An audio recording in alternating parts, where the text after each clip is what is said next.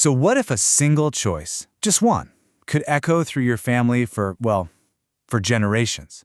It's a heavy question, right? And it's the absolute core of Khaled Hosseini's incredible, sprawling novel, And the Mountains Echoed.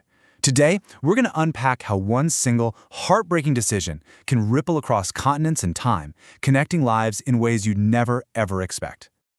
The book opens with this line: "So then, you want a story and I will tell you one, but just the one."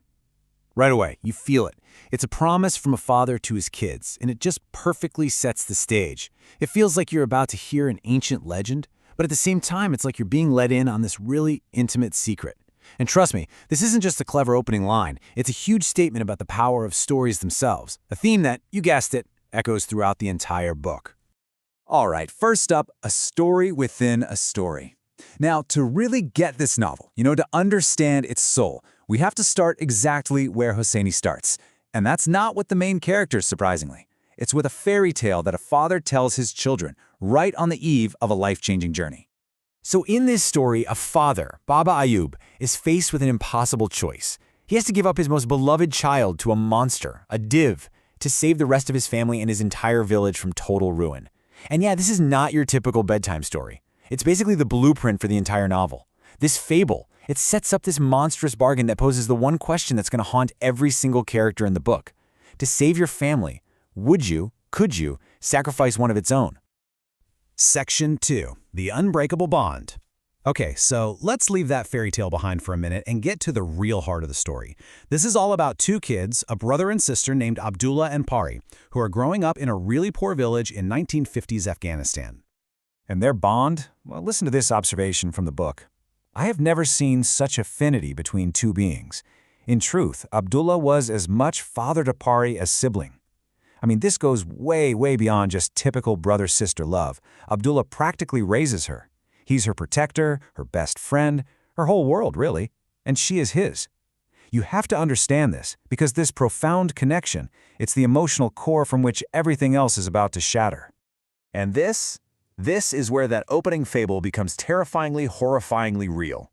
Their father, Sabur, desperate and facing just crushing poverty, walks his kids across the desert to Kabul.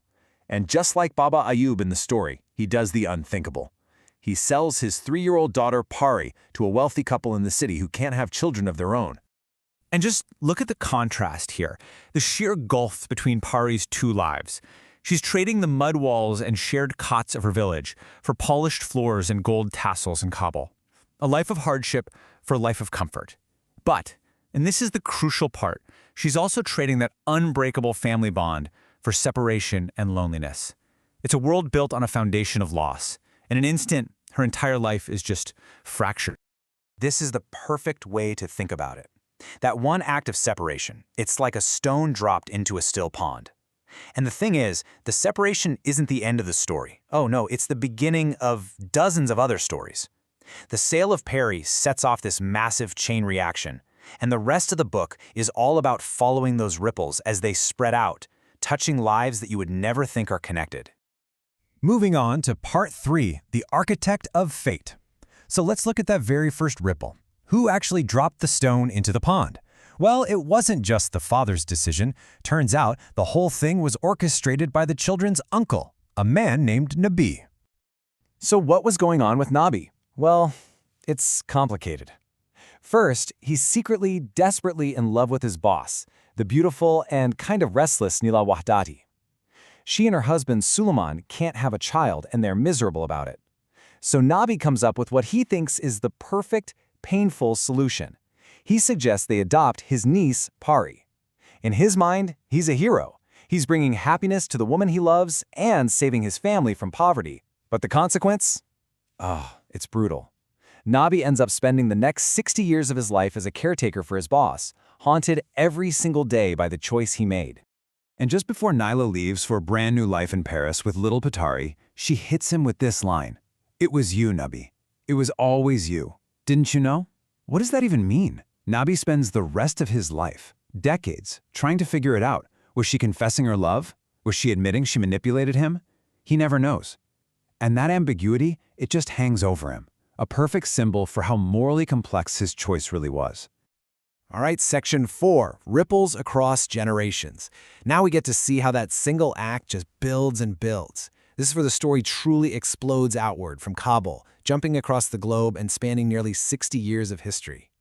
This timeline really gives you a sense of the sheer scale we're talking about. We start in 1952 with the separation, then boom, it's 1974 and we're in Paris with Neela. Then we jump to 2003, post 9/11 Kabul, with an Afghan-American doctor. And finally, 2010, where a Greek surgeon in that same city finds something that changes everything. We see the whole world change, but through it all, these lives, which seem totally separate, are all being secretly shaped by that one decision back in 1952. And each of these people gets their own chapter, their own voice. We have Pari in Paris, who grows up with zero memory of Abdullah, feeling like she's Afghan only in name. There's Idris, a doctor from California, who makes this big promise to help someone in Kabul and then just lets it go when he gets back home. Then there's Marcos, a surgeon from Greece, who just happens to buy the old Wahadi house and finds Nabi's confession. And Adel, a boy in modern Kabul who discovers his family's wealth is built on stolen land. At first you're like, what do these people have to do with each other? But slowly you realize they're all just orbiting that same single event. They are all echoes of that original loss. Part 5. The Mountains Echo. Okay, so after all those decades, all those different stories scattered across the globe, the narrative finally brings us all the way back home, back to where we started, with the unbreakable bond between a brother and a sister. And it happens. After 58 years, they are finally reunited. Thanks to that letter from Nabi, the whole truth comes out, and Pari, who's now in her 60s, gets on a plane and flies from Paris to California to meet the brother she feels like she's been missing her entire life, even though she didn't know why. I mean, this is it. This is the reunion the entire book has been building towards. But in what has to be one of the most devastating twists in modern literature, the reunion happens, but the recognition doesn't. Abdullah's memory is completely gone, just ravaged by dementia. He has no idea who this woman is. Think about that. The man whose entire life was defined by the loss of his sister now can't remember her at all. The echo he's been waiting for his whole life finally arrives, and he can't hear it. It's just heartbreaking. But then, Hosseini gives us this one final, beautiful, bittersweet note of grace. Because the true echo, it turns out, isn't in memory, it's in legacy. The connection wasn't just stored in Abdullah's fading mind, it lived on in another way. Because what did he name his own daughter? He named her Pari. That love was so powerful, it became a legacy, passed down to the next generation. And when the two Paris finally meet, the aunt and the niece who share a name, that fractured family finds a different, maybe even a deeper kind of wholeness. And so, ultimately, the book leaves us all with this huge question to think about. How do the choices of one generation truly echo in the lives of the next? It suggests that maybe our lives are shaped by stories we don't even know, by sacrifices made long, long before we were ever born. As the title says, the mountains may not give you a clear answer, but they most definitely echo.